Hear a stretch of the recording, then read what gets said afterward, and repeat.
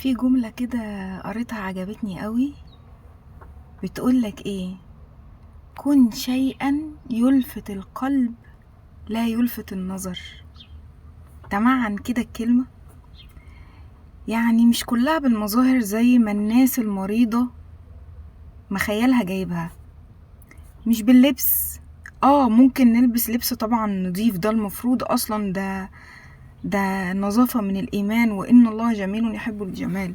لكن أنا بتكلم على الأوفر، فاهمين؟ اللبس الأوفر والميك اب الأوفر والشكل الأوفر والحاجات دي.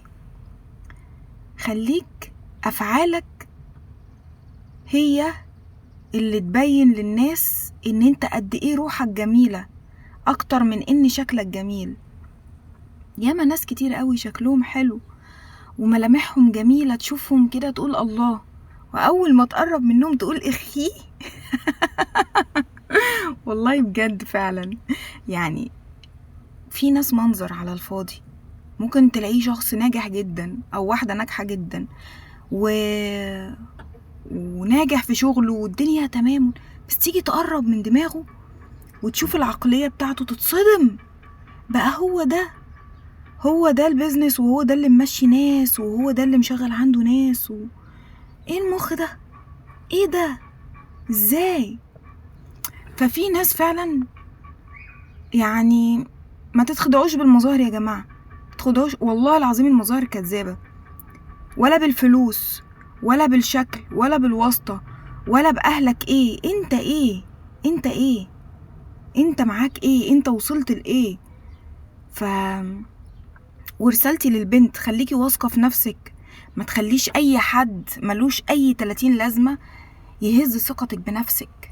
خليكي واثقة في نفسك، شامخة والله.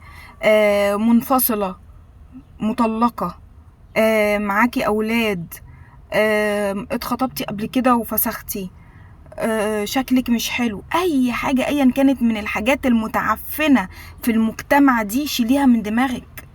علي نفسك، كبري نفسك، والله العظيم. هتكبري نفسك ازاي بقى؟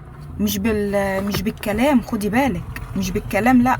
اولا لازم تكوني واثقة في نفسك، عارفة قدراتك، عارفة مواهبك، وتشتغلي على نفسك. اهم حاجة تشتغلي على نفسك. ازاي بقى؟ تاخدي كورسات، تشتغلي في حاجات انتي بتحبيها. ما تخليش محور حياتك كلها راجل، ان انتي بتفكري ان هو ازاي يجيلك عشان يفسحك ويخرج. لا يا ماما، فسحي نفسك، خرجي نفسك، اعملي اللي انتي عايزاه، اوصلي للاحلام اللي انتي نفسك فيها بدون حد. عارفة لما توصلي للنقطة دي، صدقيني والله العظيم، والله العظيم، انتي ذات نفسك اصلا هتفكري كده مليون مرة قبل ما حد يجيلك، حتى لو فيك العبر بالنسبة للناس، يعني كاجتماعيا، يعني فهماني؟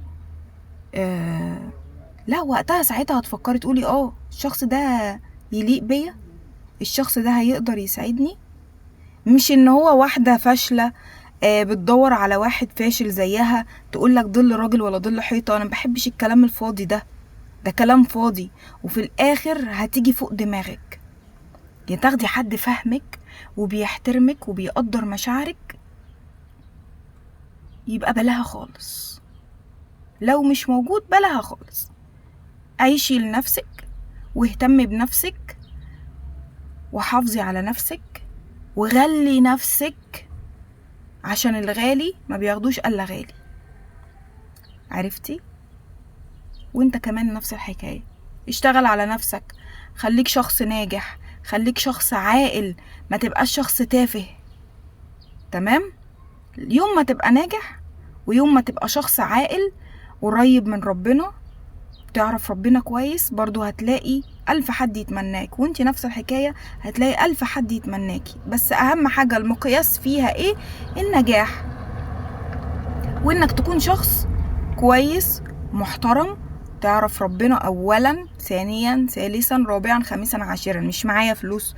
الجملة الفاشلة اللي بتقولك الراجل ما يعيبوش غير جيبه، دي جملة للناس الجعانة. انما الناس الشبعانة الراجل ما يعيبوش غير دينه واخلاقه. تمام؟ مش عايزين نطول اكتر من كده. اظن الرسالة وصلت للناس كلها. السلام عليكم.